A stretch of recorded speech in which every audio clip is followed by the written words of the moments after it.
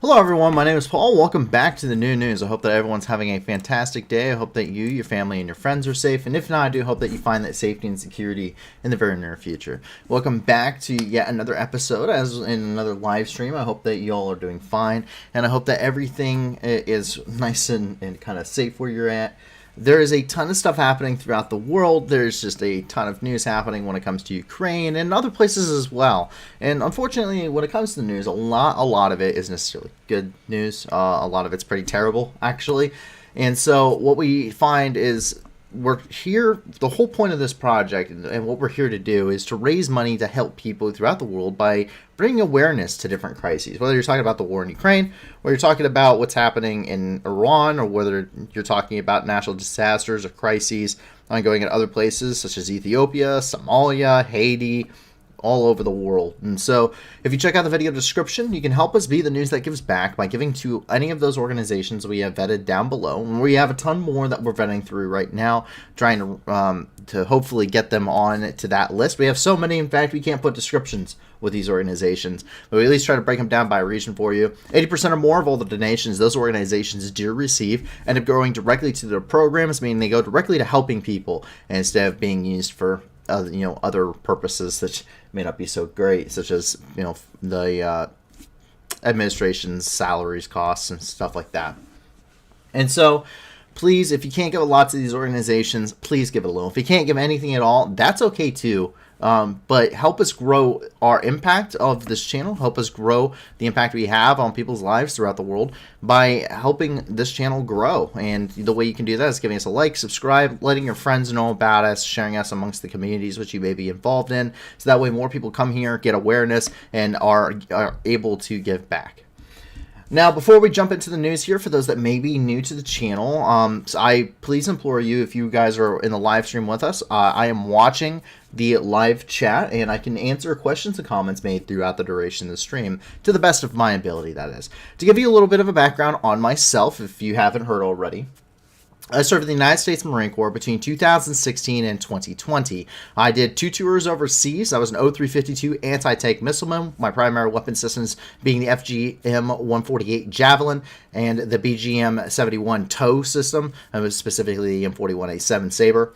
And I am also a fully cross-trained machine gunner, a fully cross-trained rifleman, a partially cross-trained radio operator, as well as a CLS, or Combat Lifesaver Qualified Marine, which means I have also received medical training.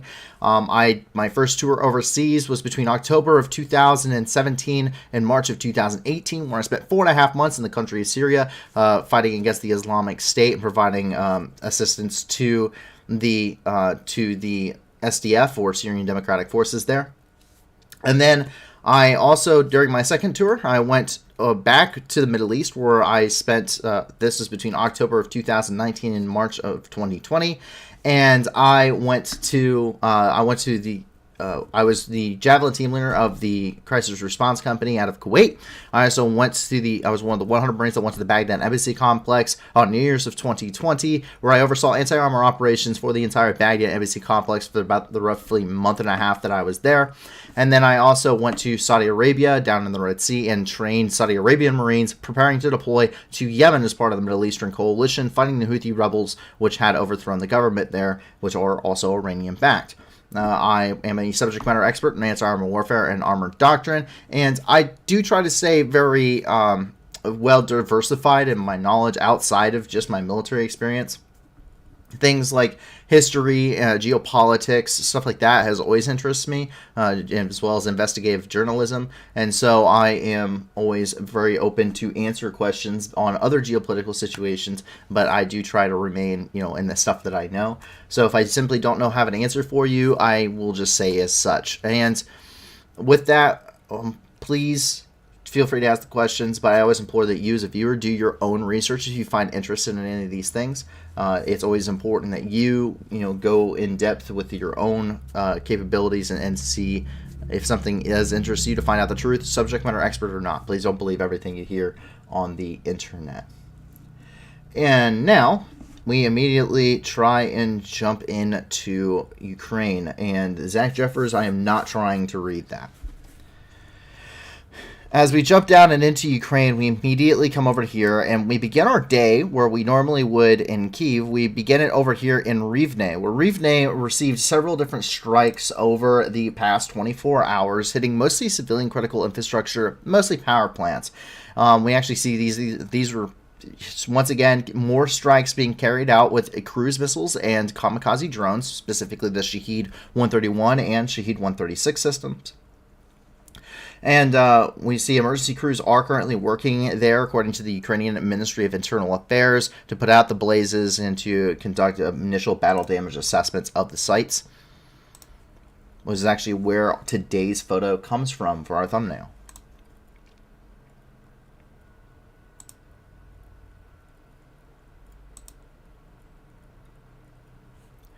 These strikes are expected to just continue, but as these airstrikes are carried out, civilians are running back into their shelters in areas that, for the most part, has been relatively quiet since the initial parts of the invasion failed for the Russian Federation.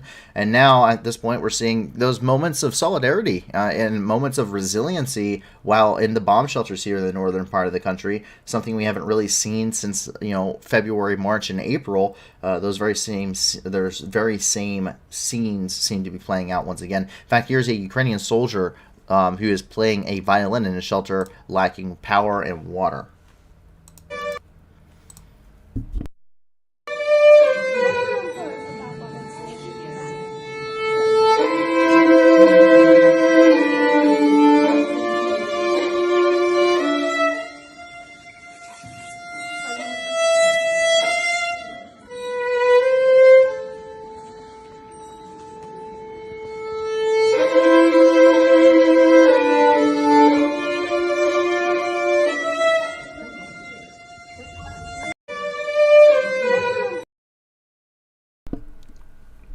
But that is life. That is life here up in Rivne and for many parts of the country right now, where the entire country is now under bombardment once again by Russian forces.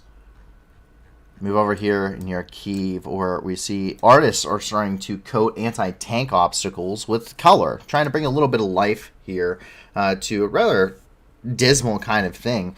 These are Czech hedgehogs, as they're best known. These are anti-tank emplacements. They're very simple emplacements. You may recognize them from many famous movies, such as Saving Private Ryan.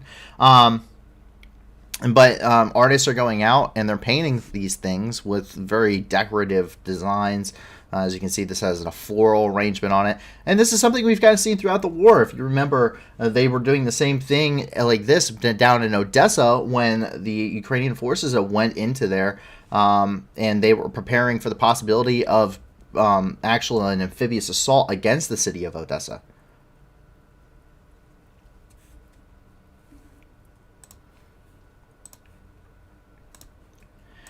A 10-year-old boy ended up donating his drone to the Ukrainian Armed Forces. A 10-year-old Dmitrio donated his quadcopter to United 24 so that it could go to the front and save the lives of Ukrainian forces. It was a present from his grandparents to shoot the landscapes in his hometown.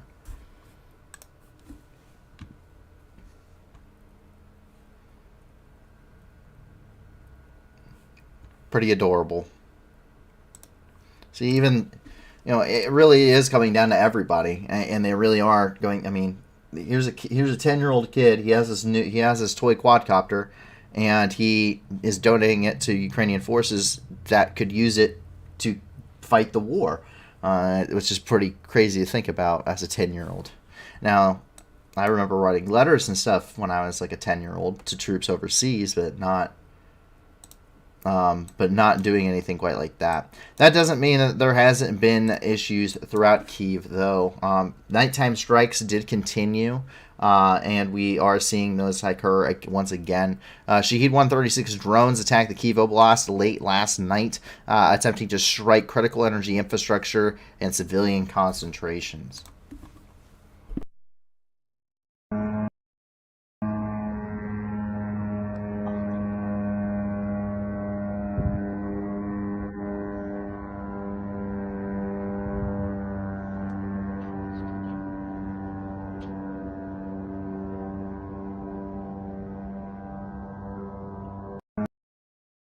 And that distinctive sound is the sound of a Shahed 136 drone.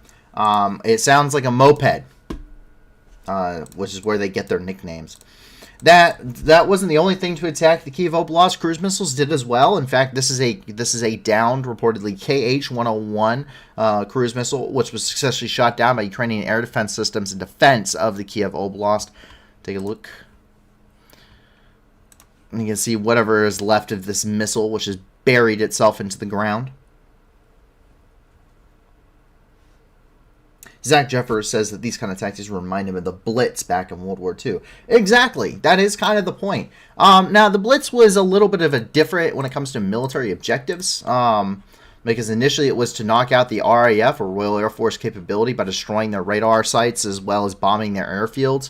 However, the RAF conducted a very, it was a unimportant attack where they bombed Berlin one time, and it didn't do anything significant for the war whatsoever, but it infuriated Hitler, who began to bomb London and target London, which allowed for the British Air Force, the RAF, to then bring their Polish fighter pilots, which they were training on how to use the Typhoon, and using how to also using the Supermarine Spitfire, which they then were able to basically rebuild their airfields, bring their force back up, and then, you have the Battle of Britain, which is the very famous aerial war over the United Kingdom and over the English Channel.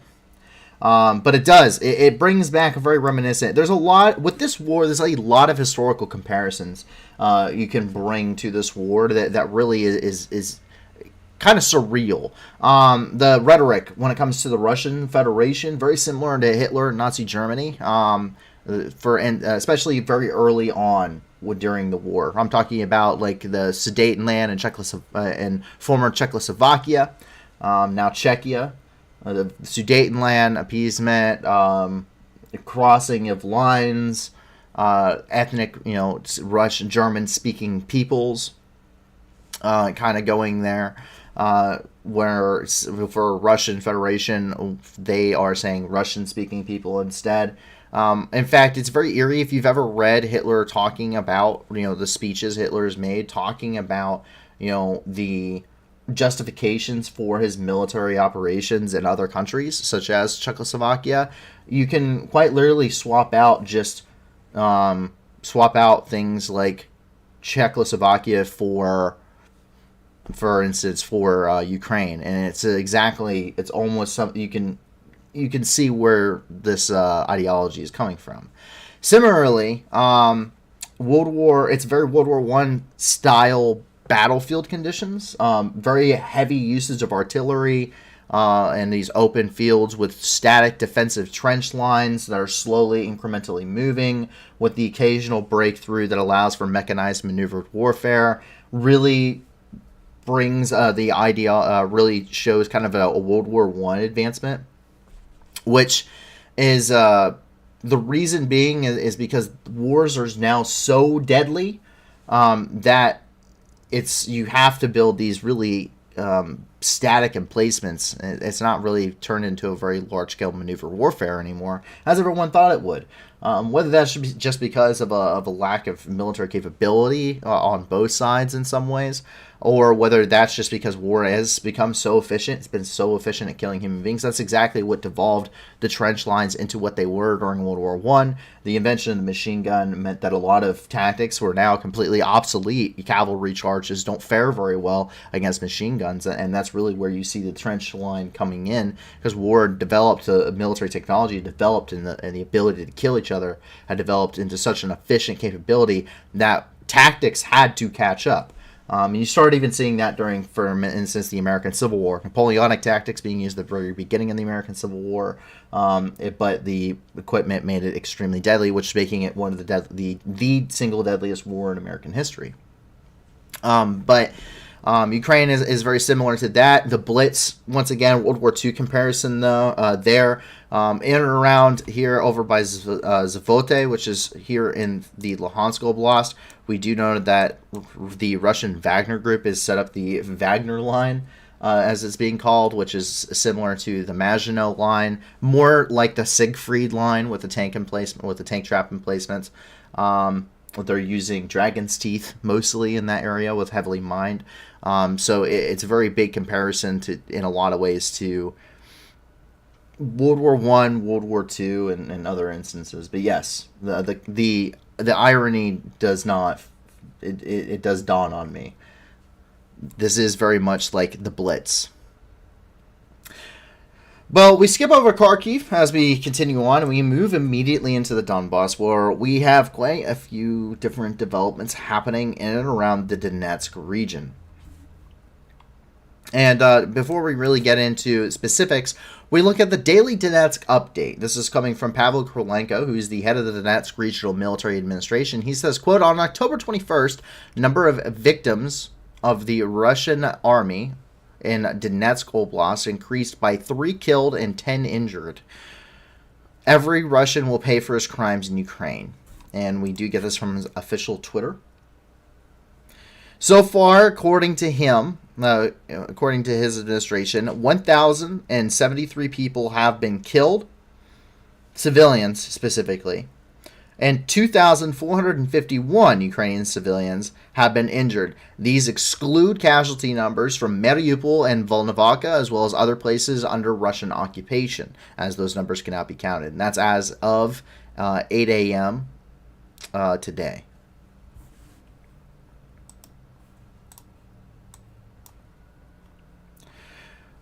That allows us to move over here where the majority of the fighting for the day has been ongoing. Well, we come over to here. This is the area around Soledar. As you can see, Russian forces did, at a time, actually reach the outskirts of Bakhmutsky and Soledar here, where heavy fighting has been ongoing. Fierce fighting does continue. The Russian Federation is employing the Wagner Group. It's a private military corporation that was founded in 2014 by a man nicknamed Putin's chef. His name is Prigozhin.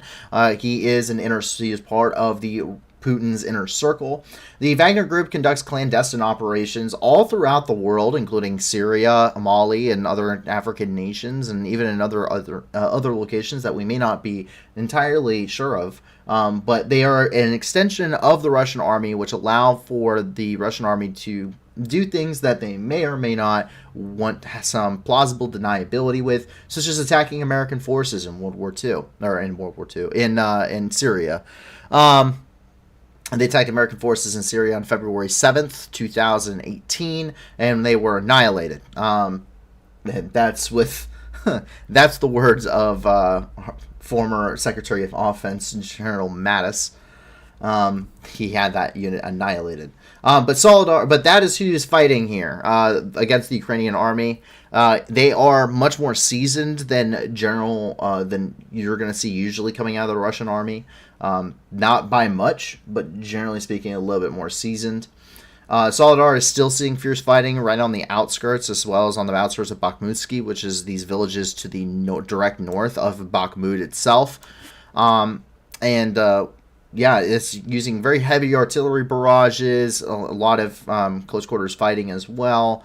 But regardless, these areas have yet to fall. And you can see just some of the widespread shelling. This is not precision shelling whatsoever. These are considered saturation bombardments. You're trying to put as much explosive power into a single area as physically possible. And usually this is done using the BM-21 Grad systems.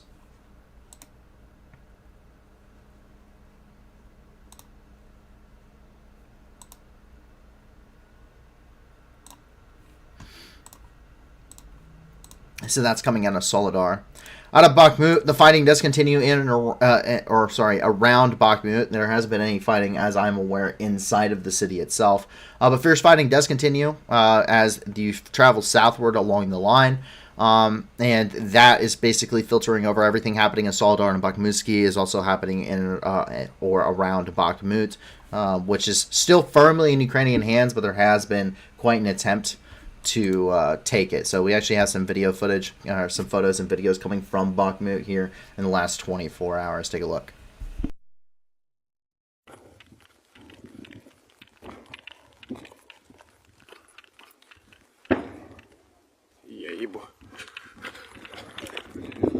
Huh?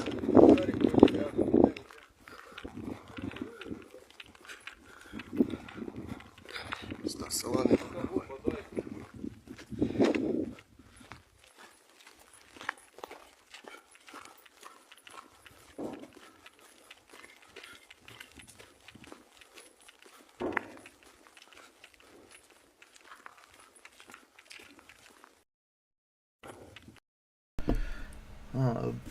Barbara is talking about how her mother used to tell us about Doodlebug when it came over to England. A loud noise that the noise made that they suddenly stopped and people ran as it was about to be dropped and explode. So, the Doodlebug is the V1 and V2 rocket. Is what it is.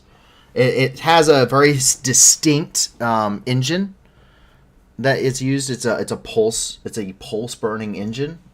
Very eerie sound, and a very distinctive sound. There's actually none that exists anymore, but there is the only way you can hear it. I think there is a snowmobile. I think it is that uses the design of the V2 rocket engine, so it still makes that distinctive sound.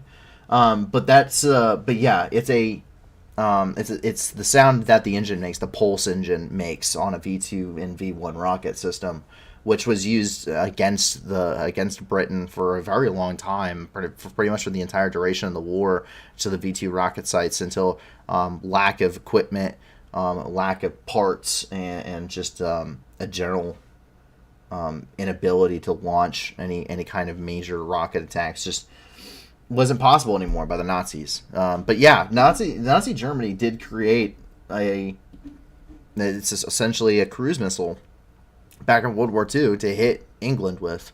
The V1 and V2 rocket, which was nicknamed by, because of its distinctive sound, was nicknamed the Doodlebug by a lot of people in England.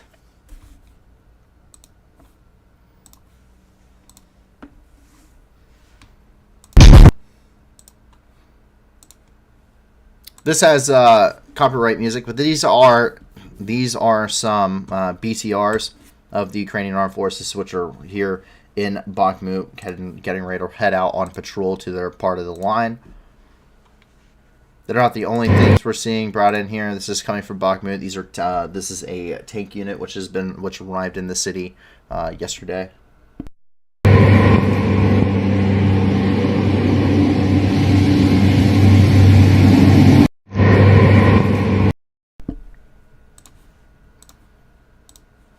And we see more of that too. So this is actually a captured. This is actually a captured T-80. It's actually a command unit of the T-80. But it appears that most of its electronic suite has been knocked out. But this is a T-80 tank, which was captured by Ukrainian forces and has now been put to use here on the front line by Ukrainian forces. You can tell because of the mustache, got a face front here, a little mustache on the front. But you can see that these additional armor upgrades along the sides of the turret to assist the well-slipping armor, some side panels. It doesn't really have that distinct T-80 side panel, unfortunately, but the Russians aren't fielding the greatest stuff anyway at this point. Concentric bore evacuator forward at the center line of the barrel, which is what this little bulgy thing is. But yeah, so we are seeing a lot of equipment which had been originally taken from the Russians that had been left behind and is now being employed by Ukrainians against them. And there's actually rumors that Ukraine is fielding more mechanized forces than the Russians are right now, which is pretty crazy to think about. John Scott says, do you think Ukrainians can stop Russia blowing the dam? He's talking about the Novakhovka Dam. The answer is no. I do not believe that there is a I don't believe that there is a major way to actually go and clear the dam out of explosives that doesn't allow for Russia to blow it or to kill and capture that demining crew. If you were going to do it right now, you have to do it before you reach Novakhovka and actually and ensure that You have to make the Russians essentially think that their position is actually tenable, which they don't already. That they would be in anticipation.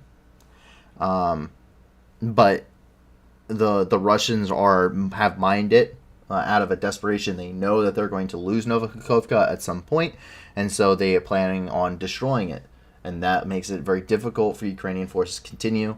So you want to do it before you would have to do it before they all cross, which really means that you have to put special operations forces at risk. And they're going to be very open to being spotted and being engaged, and or the dam being blown anyway before they have a chance to properly demine it, which would severely damage it. It's just not a lot of it's not a good way to do it. So I think it's a contingency of not a what to do or how do you prevent it. It's more of what to do when it happens kind of contingency you have to plan for.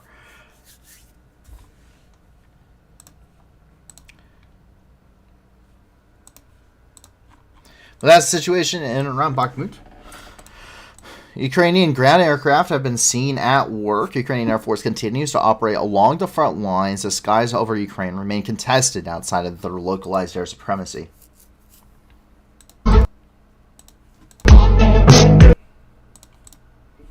You see, this appears to be a pair of Su-25Ms, which is ground attack aircraft. They're generally low and slow. They're meant for close air support roles.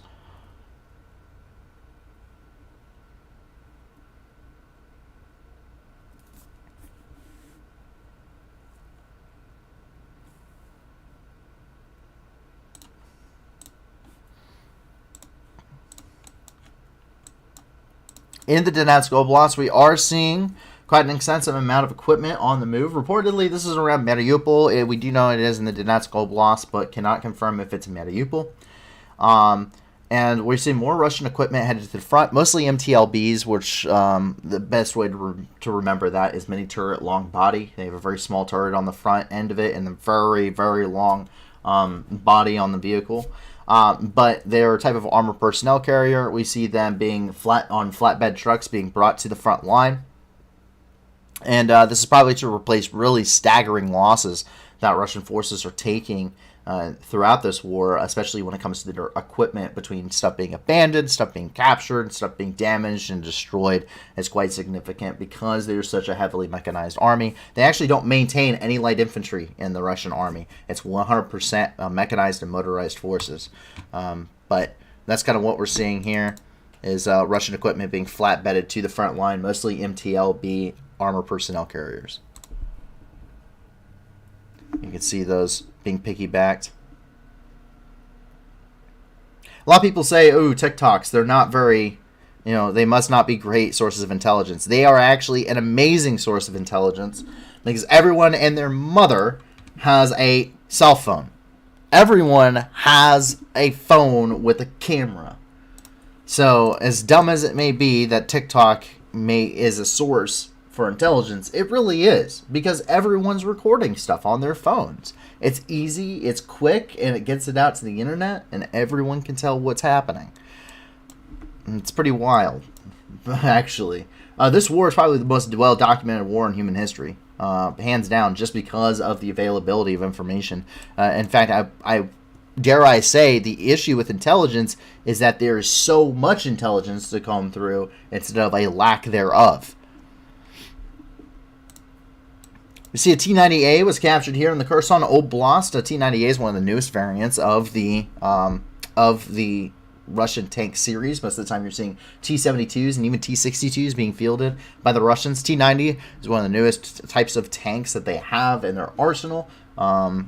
The only thing newer than that is a T-14 Armata, which we have not seen throughout the conflict. Georgian fighters fighting alongside Ukrainians were reported to have captured another Russian T-90A within the Kherson Oblast. We're seeing this coming from Mosin Technical.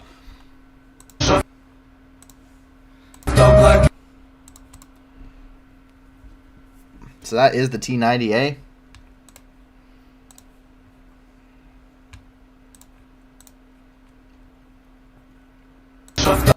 We're seeing it from a couple of different sources here.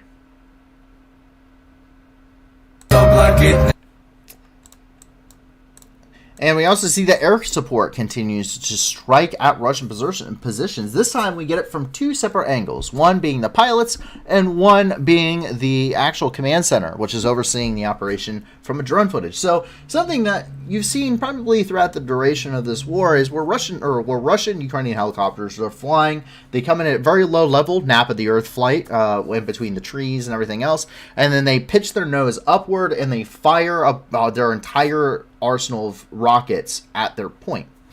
And what we're seeing is a lot of questions is, well, how accurate is this? What is the purpose? When they do this type of nose up attack with their rockets, it extends their rockets range. And you're doing this because as you are flying at such a low level in between the trees, it gives you a very short window for someone to actually lock onto you with, say, a manpad system and engage you. So it gives you a very short window of how long they're able to see, acquire you, and engage you, fire a missile at you. And then it popping up and firing all of those rockets, it extends the range of the rockets and your strike, but it does take a hit to the accuracy of that strike.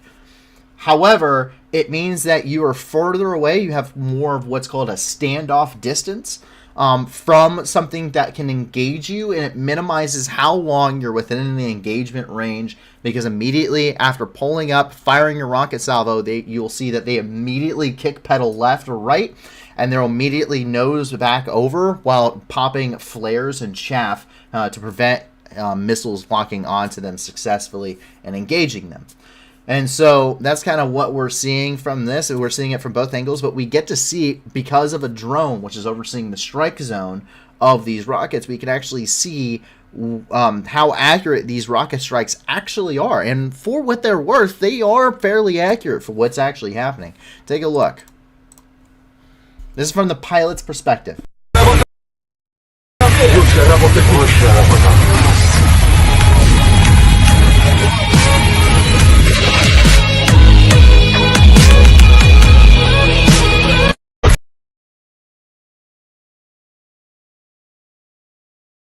And this is from the command's perspective. So this is coming from drone footage back at the command center.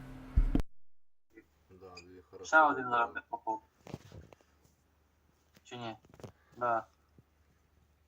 О, Там дай щось Боже. розривається ще, блядь. Oh! And you can see, so it goes from, just those strikes. This is from one salvo. You can see all of the rockets impact. You can see the smoke popping up from the rest of them. And for what it's doing, that area that they're talking about, that spread, that's all considered a beaten zone. So for what they're using, is it as accurate as it would be if you had it in other firing states? You're actually doing on target firing. No, it's not nearly as accurate. It's a saturation. You can use it as a blocking maneuver, block movement, area denial, route denial. Is really what this is, in saturation of an area with explosive power. So this is similar to if you're using a grad system, a BM-21 system, and it's kind of methodology, but it's coming from air support. So it is pretty condensed and that's coming from Zach Jeffers. That's actually a pretty condensed spread. Exactly. It's more accurate than you think. This is actually something that Russian and Ukrainian pilots train to do. This is something that they actually do train to do, this type of maneuver. So there is some kind of inherent accuracy to it. There's a purpose for it, and it keeps these aircraft from being shot down most of the time, unless there's a closer shooter from that military position. So that's normally what we see is offset shooters with manpad systems or air defense systems, and that's usually what ends up taking down a lot of these Russian aircraft. Usually, now we do know Ukrainian aircraft are getting lost as well, but numbers and information regarding lost Ukrainian equipment is much more limited in its scope. Not just because of inherently less casualties, but also there is just a lot of stuff happening. So someone says Slava Ukraini, and then we also see Heroyam Slava. Barbara Christina says, saw Helium somewhere elsewhere too. Does it mean glory to heroes? Yes, it means glory to heroes. Glory to Ukraine and glory to heroes.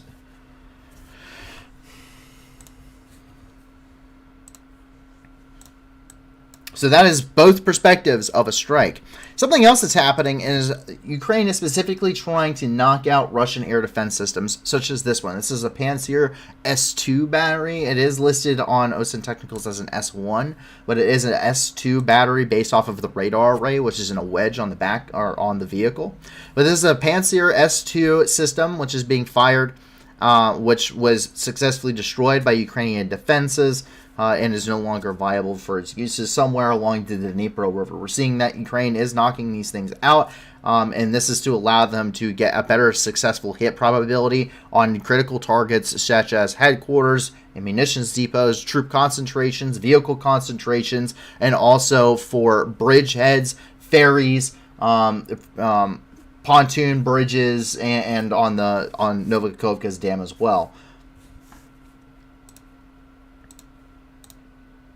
And in Kherson, civilians continue crossing the Dnipro River in anticipation of the Ukrainian offensive. What we see is that Ukrainian forces are putting an immense pressure here on the Kherson Oblast. There's very limited information on the Kherson Oblast. There is a media blackout, so we do not talk very heavily on the operational capacity happening here and what the operations being conducted are looking like and how they're shaping the battlefield. What we do report is that there is a ton of pressure on Kherson because Ukrainian forces are making significant gains, and Russian forces are really cut off from any major ability to resupply or be reinforced. They are using ferries, which are extremely slow, and does not allow for massive amounts of troops and equipment to be brought, and supplies to be brought into the Kherson Oblast to reinforce their positions. And so their situation north of the Dnipro River is very untenable. They cannot be reinforced. They cannot be resupplied. They have very minimal crew, equipment being brought in here, and they are constantly under pressure of Ukrainian military offenses, where even according to a Russian news broadcaster on a Russian news station said that their forces in some places are outnumbered 4-1, and that is a big announcement to be made on a Russian news channel, which means that the situation usually is even worse than that. So the Russians are in a very tight spot as a result, and as anticipation that Kherson will be falling within the next coming days. There has been martial law declared in all of these annexed territories by the Russian Federation, and they are currently so they've induced martial law, and they're ordering evacuations. Now, there's a possibility and a fear that this could lead to ethnic cleansing as a result, pushing out a lot of Ukrainian inhabitants, forcefully deporting them, which has been a trend throughout the duration of the war. Now, but we do see that roughly around 25,000 people have left their homes for the fourth day in a row. Take a look.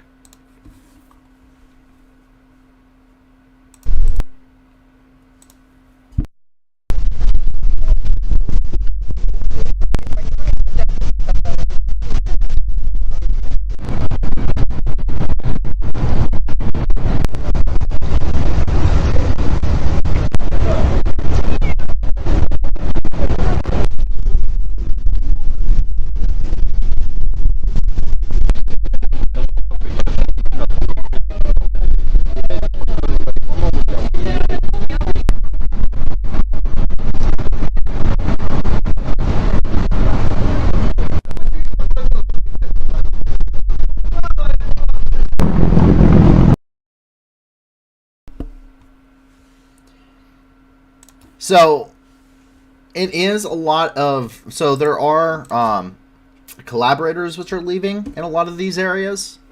There's also reports that these are in many cases forced deportation. So that's kind of what we're seeing here. We suspect that there's a lot of forced deportation.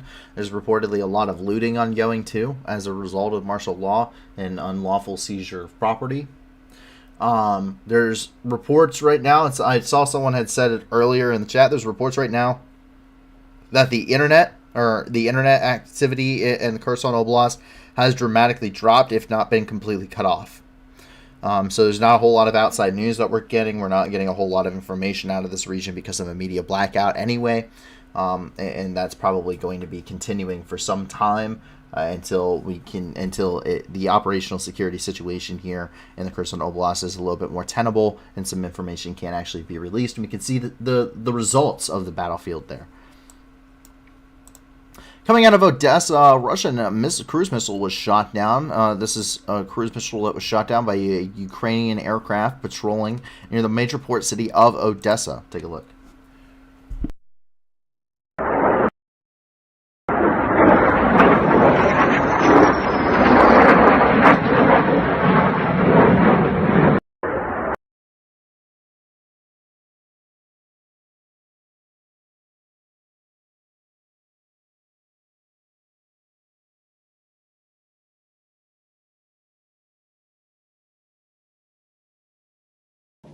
Це винищувач, наверное, вже. Ой-ой-ой, збила. Вау, молодець.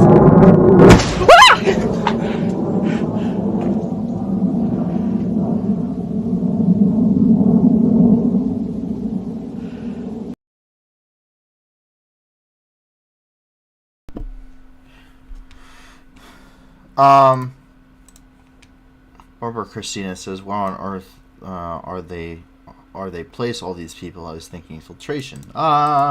Mostly Siberia. After filtration, but mostly Siberia. You see a lot of forced deportations of Ukrainian nationals to areas of Siberia and the Far East, which are places that don't have they don't have electricity, they don't have running water, they don't have really anything. Most of them are subsistence farmers with no real way of providing any kind of income. But that's actually everything inside the country of Ukraine itself. But we get ready to move over into other areas too.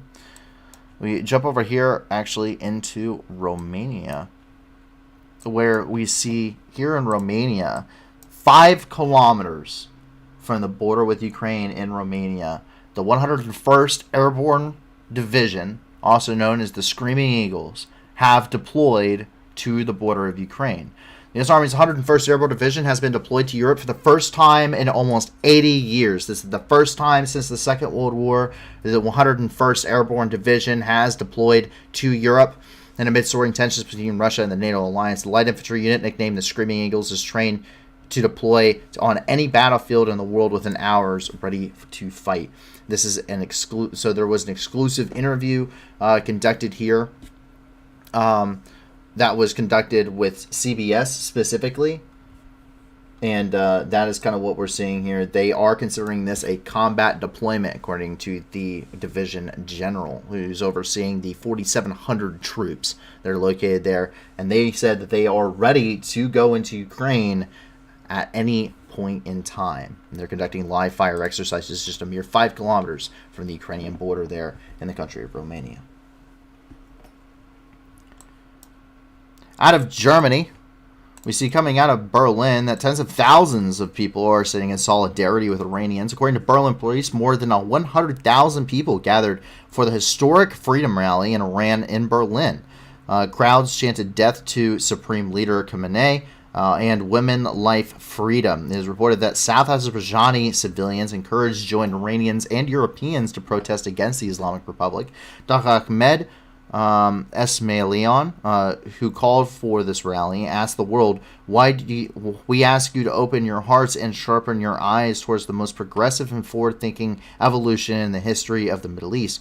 We ask you to respect the will of the Iranian people and the voice of Iran's civil society. We, the Iranian people, are the victims of the Islamic Republic regime, and we shall never forget, nor shall we forgive those who appeased and cooperated with our oppressors."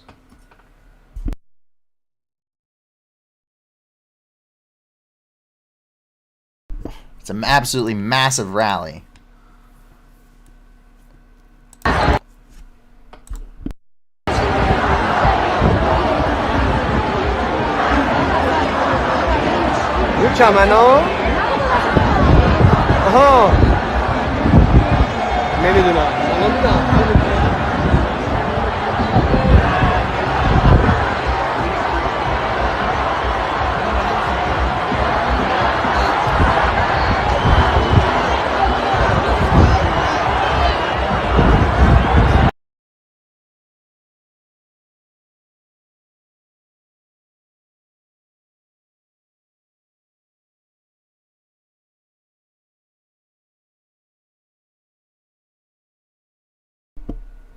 You see just how massive this rally is.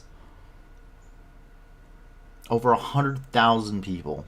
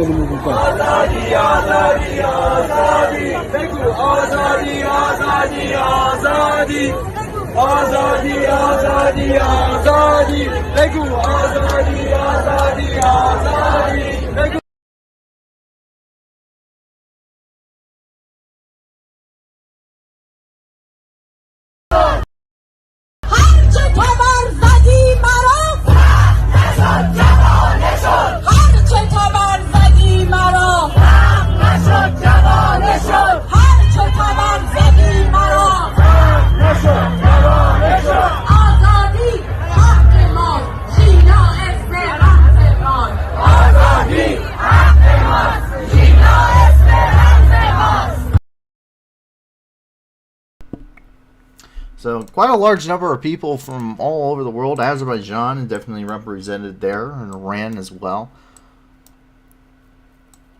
Over here in Russia, though, there's a bit of interesting news. Oh, I almost skipped one. Sorry. Germany announced more weapons for Ukraine. Germany is delivering air defense system Iris-T SLM, 167,000 rounds of ammunition for firearms, and 5 armored recovery vehicles to Ukraine. It's coming from the Kiev Independent.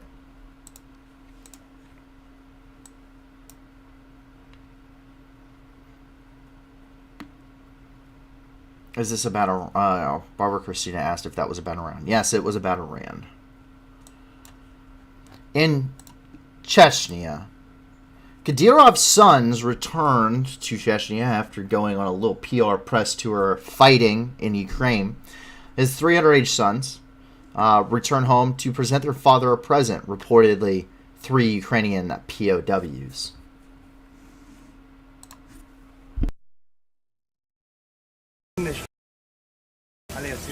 Era un pădare, că eu acum tu ți-ai el. Ама ну е, гуманитарна помощ, мая, я еще продуктомат, короче, не хочено. Здравствуйте, да. Знаете меня, да? Видели, да? Сейчас живую, да, увидели, да? Откуда вы? Ивано-Франківського. И что вы там делали, да? Донецке. Какой час военный? 15 да. Сколько человек вас в бригаде? 10 было, да? А остальные неизвестно, да? Зачем?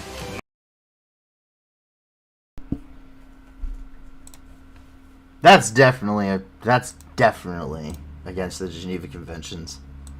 Presenting POWs as a present.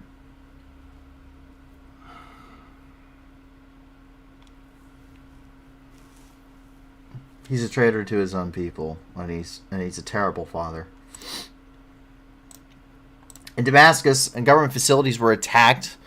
On the night of October 21st through the 22nd, aircraft, presumably from the Israeli Air Force, attacked the province of Damascus. The target of the Israeli military were facilities of government troops in the Inter-Row Airport, as well as Air Defense Division. The Ministry of Defense of the SAR claims that the country's air defense forces managed to shoot down most of the missiles fired. According to some reports, 3 government soldiers were killed during the shelling.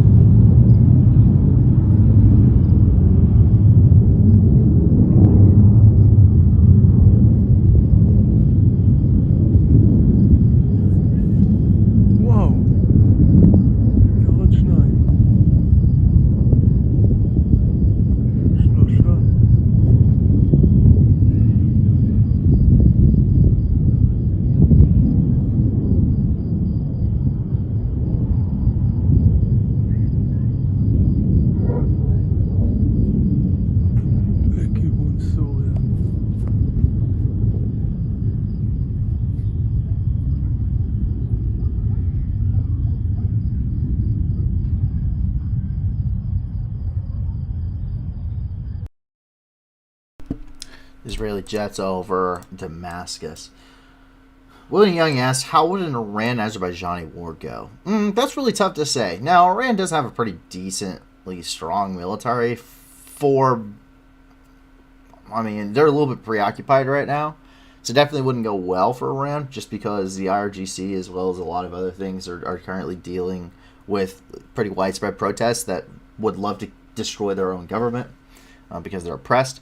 Azerbaijan is already in battle with Armenia, and it's a very bloody war ongoing there, and so it'd be very difficult. This is also a very difficult terrain to fight in. It's very mountainous, which makes which means it would favor the defender on either side. So it'd be very difficult for either side to conduct any major military operations. You'd probably see a lot of large-scale, or we would call them theater ballistic missiles, or TBMs. That would be launched by Tehran at Azerbaijan, similar to what they've been doing in Iraq and also in other places of Iraqi Kurdistan. So probably that's how that war would go. I can't imagine it would go well for either of them, just because of the situation.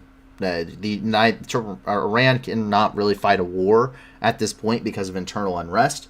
You have to focus on one or the other, really, when it comes to Iran. Other way, you'd lose your government. Azerbaijan's not really in a great position to be fighting a war yet either.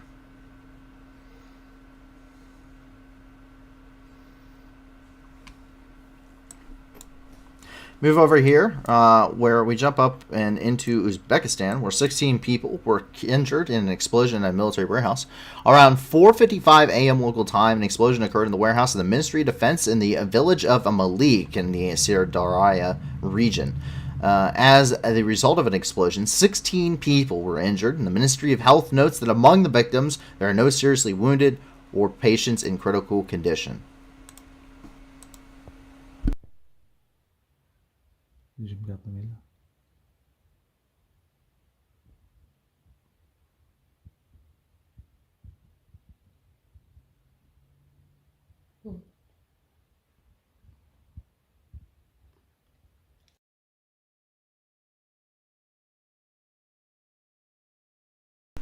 Down here in Afghanistan, in Kabul, Taliban killed 6 Islamic State militants, detaining 2 others. During a counterterrorism operation, the Taliban eliminated 6 militants of the Islamic State and managed to detain 2 more. The operation took place the day before in the city of Kabul, where Pashtun nationalists blocked the house where the jihadists were hiding. The terrorists put up fierce resistance. The shootout continued until the morning. During a search of the building, the Taliban found weapons, communications equipment, and IEDs. According to the Taliban spokesman Zabihullah Mujahid, the liquidated Islamic State cell was involved in a number of attacks in the country's capital, including organizing a terrorist attack in a Hazara educational institution in early October.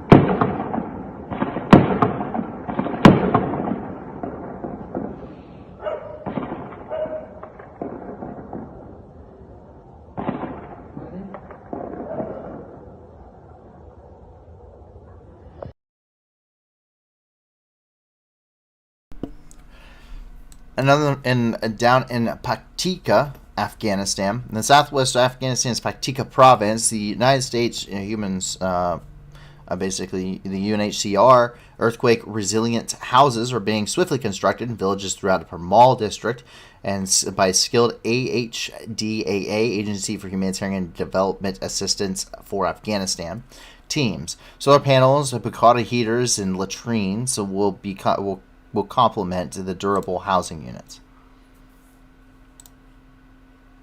So they are building new houses here in Afghanistan.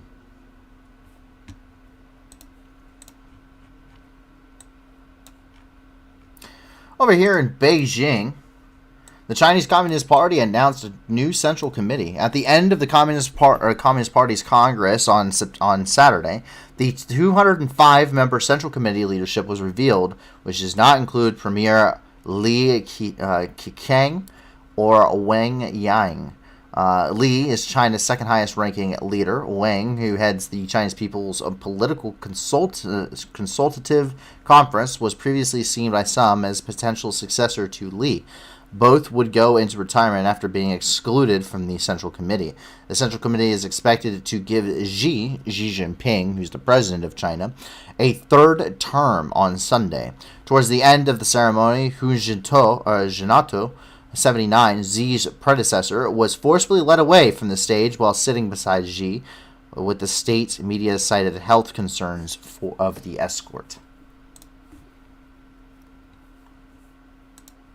Xi Jinping has secured a third term as the Chinese Communist Party's top leader. This means that China's most powerful man can continue to strengthen his authoritarian rule. Xi first became president in 2013. Since then, the Chinese government has tightened its grip over society, repeatedly muzzled critics, imprisoned activists, and cracked down on peaceful protesters. It has been erasing the political and civil rights of the people of Hong Kong. China's zero-COVID policy has prevented people from accessing food and medical care, which has led to some deaths. Officials increasingly use mass surveillance technology to monitor and control citizens. The UN recently published a report concluding that the Chinese government's abuses against Uyghurs and other Turkic Muslims in Xinjiang may constitute crimes against humanity. Religious persecution of Buddhists has continued in Tibet. Xi has removed term limits on the presidency, meaning that he can remain China's top leader for a long time, which is worrying given the human rights violations you just heard about. So, what can be done? Foreign governments, institutions, and businesses operating in China can call out the government's abuses and help protect human rights. They can also include dissidents living abroad in policymaking and protect them from Chinese government harassment. That video is from Human Rights Watch.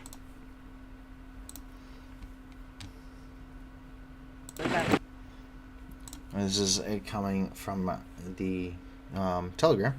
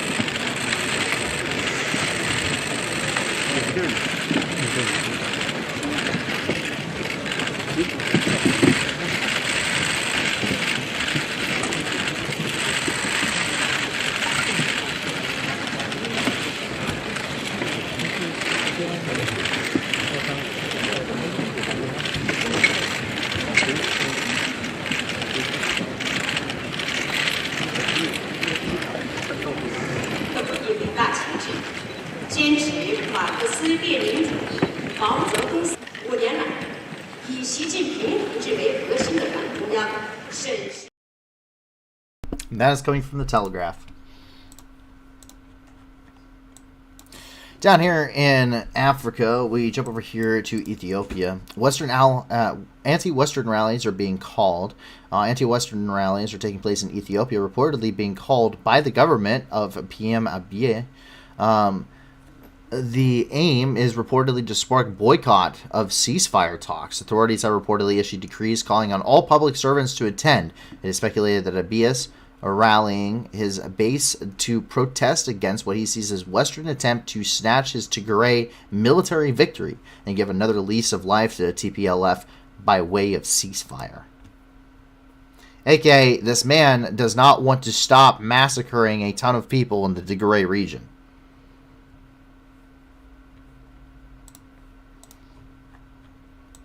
All glory and no guts. Here in Nigeria, the Islamic State attacked Nigeria's army positions. Resources of the Islamic State published photos of the attack on the position of the Nigerian army in the state of Borno. The attack happened yesterday in the northern province of Wajioroko, and where an unspecified number of soldiers were killed and a pickup truck loaded with weapons and ammunition was seized.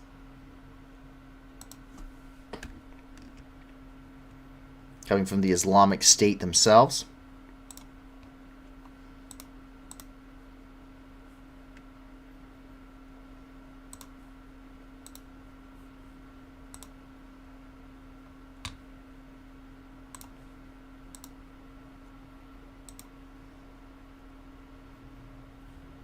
You see the weapons and ammunition that they have captured here.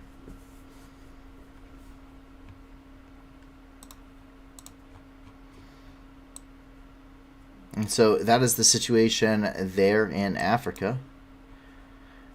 And as we wrap up the night, we jump down here into Auckland, where we see Iranians gather in protest against the Islamic Republic of Iran. A number of Iranians lived in New Zealand gathered at the Christchurch in Auckland, in New Zealand, to support the protesters in Iran and protests against the Islamic Republic of Iran. China! Down with dictator! Down with Khomeini! Down with Khomeini! Down with Khomeini! Down with Khomeini! We fight! We take Iran back! We fight! We fight! We take Iran back! We fight! We fight! We take Iran back! One solution! Revolution! One solution! One solution! Pilots are on strike. The country is not functioning.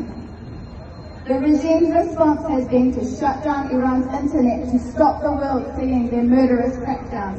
But we need to continue to shine a spotlight on Iran. And we need you all to stand with the bravery of the Iranian people, because if we look away, the regime will get away with countless atrocities.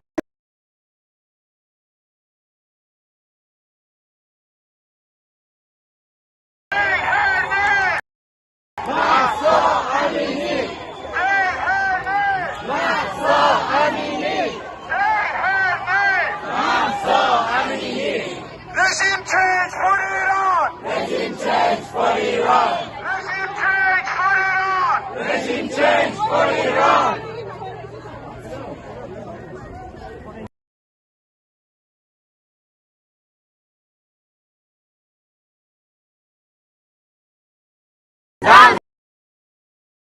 Zindagi Azadi! Woman life freedom! Woman life freedom! Woman life freedom! Woman life freedom! Azadlan ta Tehran janam fadai Iran! Azadlan ta Tehran janam fadai Iran! Azadi!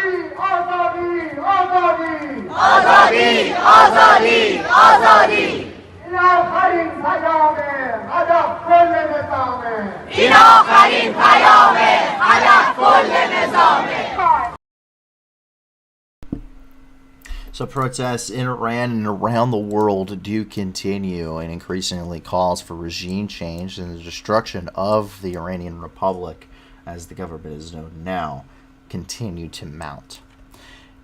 But that is all of the news in the world over the past 24 hours, at least that we were able to find through our sources. There's a ton of stuff that has been happening, a lot of big geopolitical shifts, and a lot of things that are getting ready to change, more than likely here inside of Ukraine with that war as it progress, and hopefully the fall of Kherson to being liberated here in the next few days.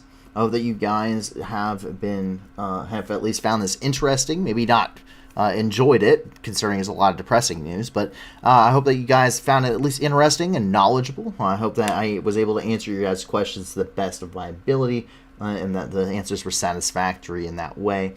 I hope that you guys remain safe. Please enjoy the rest of your Saturday night and Sunday, and I hope that you, your family, and your friends remain safe. And if not, I do hope that you find that safety and security in the very near future. Please go check out the video description below and use the information you have at hand to understand just kind of the world that's happening around you. Please be sure to support the organizations in the description. Remember, if you can't give a lot, please give a little. If you can't give anything at all, that's okay too. Give us a like and subscribe. Let your friends and communities know about us and help us bring more people to these streams and hopefully do even more good throughout the world and truly be the news that can give back. And with that, we will be live once again on Monday night at 10 p.m. Eastern Time and 9 p.m. Central to cover the last 48 hours of news that is happening in Ukraine and around the world. Thank you once again for being here. We hope to see you again on Monday night. My name is Paul for the New News, and have a great night and a great Sunday, everybody. Going home, Russian soldiers, going home. Бо ми всіх вас тут змішаємо з багном. Відстріляно волновахи, чудно кличі, діти нахуй. Тут працює ЗСУ і ТМО. Нам не треба ні конфлікту, ні війни. Та ми готові всіх вас звать до сатани. Тисячі вже полягло, і все більше швербуйло. То для них нема нічого, крім труни. Going home, Russian soldiers, going home. Бо ми всіх вас тут змішаємо з багном. Відстріля до волновахи і чудно кличе, діти нахуй. Тут працює ЗСУ і ТМО. Вызволять пришел, братишка, ну привет. На моей земле тебе один ответ. Нашим людям с кирпичом, даже танки и бачок. Вам не взять нас и за 100 000 лет. Going home, Russian soldiers, going home. Бо ми всіх вас тут змішаємо з багном.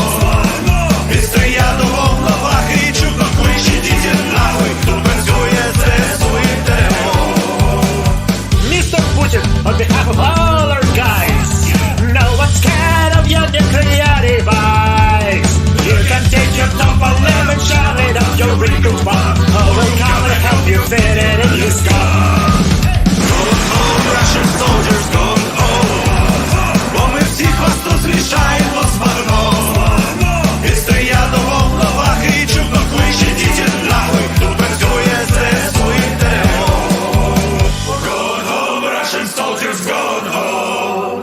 Бо ми всіх вас тут змішаємо з багном. Відстріля до волновахи і чудно кличе, діти нахуй. Тут працює ЗСУ і ТМО. Russian soldiers going home. Бо ми всіх вас тут змішаємо з багном. Відстріля до волновахи і чудно кличе, діти нахуй. Тут працює ЗСУ і ТМО. Going home, Russian soldiers going home. Бо ми всіх вас тут змішаємо з багном. Відстріля до волновахи і чудно кличе, діти нахуй. Тут працює ЗСУ і ТМО. Ідіть нахуй.